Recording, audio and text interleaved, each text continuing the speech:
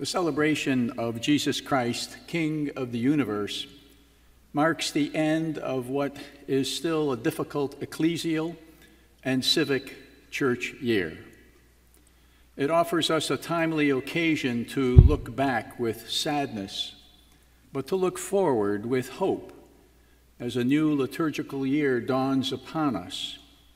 Next weekend, we begin the season of Advent.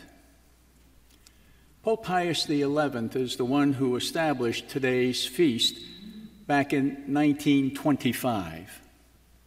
According to scholar Frank Sen, the Pope did so to counter what he regarded as the destructive forces of the modern world: secularism in the West, communism in Russia, and fascism in Italy and in Spain. Those were difficult times.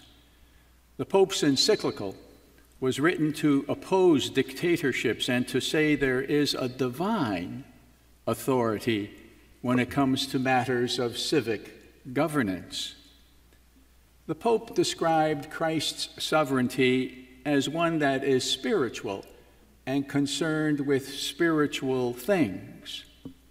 Church historians suggest that it does not imply that Christ of our faith has no authority over political or public leadership, which, according to the teachings of the Vatican II Ecumenical Council, state those things belong to an order established by God. According to the Catechism of the Catholic Church, political authority must be exercised within the limits of a moral order and must guarantee the conditions for the exercise of our freedoms. So the scriptures today provide us with a positive direction by listing ways that we can relate to one another to free everyone from all oppressions, those things that take away our liberties, our freedoms. In Matthew's gospel, which we heard proclaimed, Jesus said, "What you did for the least among us, you did for me." This passage is known as Jesus' farewell speech before his passion and his death on the cross. Speaking as a good shepherd, he was sending his disciples into the world to continue the mission that Jesus began.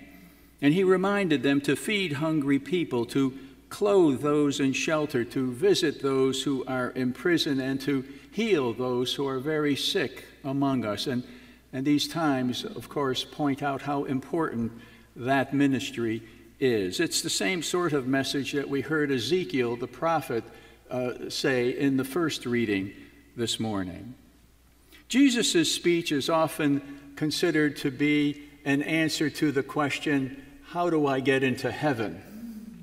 But it was really a call to discipleship, then and now.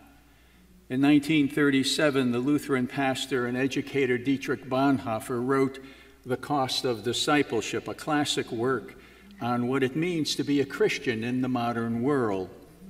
He was later incarcerated and hanged in a concentration camp for his involvement in a Protestant resistance movement to defeat Hitler and Hitler's regime.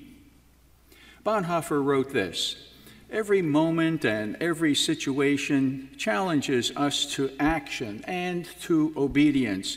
We have literally no time to sit down and ask ourselves whether so-and-so is our neighbor or not. We must get into action and obey. We must behave like a neighbor to that person." The choice to be disciples of Christ then resonates with our Catholic teachings and what it means to be good shepherds today. And again, this is a very difficult task for all of us when we're just trying to survive this pandemic and make ends meet ourselves. But nevertheless, participation in the voluntary and generous engagement of a person in social interchange is important to promote the common good. This is a calling that belongs to all of us: elected officials, clergy persons, educators, social justice organizers, and anyone else who is working to make sure that all lives matter in this time. The election process this year reveals that, and it's hard to even think about this, but the election reveals that we are a nation and a church that is deeply divided. Just look at the statistics. Yet the Religious Freedom Index, released just this past Tuesday by the Beckett Fund for Religious Liberty, points out that 60% of Americans believe that faith and religion are essential components of our identity. This means that we like to practice a religion. It means that we value being Catholic as part of our identity, or Christian, or whatever it is that you believe in. However, wisdom must prevail against religious nationalism. According to Catherine Stewart, who often writes about the separation of church and state, which is something we enjoy in this country, it is dangerous to assume that the United States is and ought to be a Christian nation governed under a reactionary understanding of Christian values. This meme would be considered counterproductive in the United States, a country that historically has opened its doors to all persons, people who often come here to escape the very totalitarian regimes that Pope Pius XI spoke against in 1925. Those people include Muslims and Jews, Gypsies, Hindus, Buddhists, Christians, and those who practice no religion at all. That's one of the defining characteristics of this country, unlike so many other countries in the world. We are made up of a real mix of peoples. And so to suggest that one faith system or nationality or race or gender is superior to another would further expand the fissures in our republic, pitting people one against another. We can't afford that. There has to be a middle ground to put an end to the divisions, a strategy that bridges spiritual and secular value systems. We can't tell people what to do or how to behave just because we Catholic Christians believe in certain things. The celebration of Christ as sovereign of the universe is less about power and dominion over others. It's more about mercy and justice. How kind are we to one another?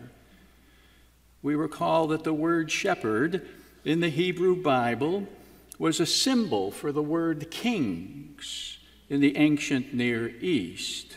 The prophet Ezekiel, whom we heard from earlier, criticized the bad shepherds, and he praised the good shepherds. We are hopeful, you and I, that this time of history, which is so challenging, will not have an apocalyptic ending. On the contrary, as people of faith, we are called to be good shepherds, to come to the rescue of everyone who needs our help.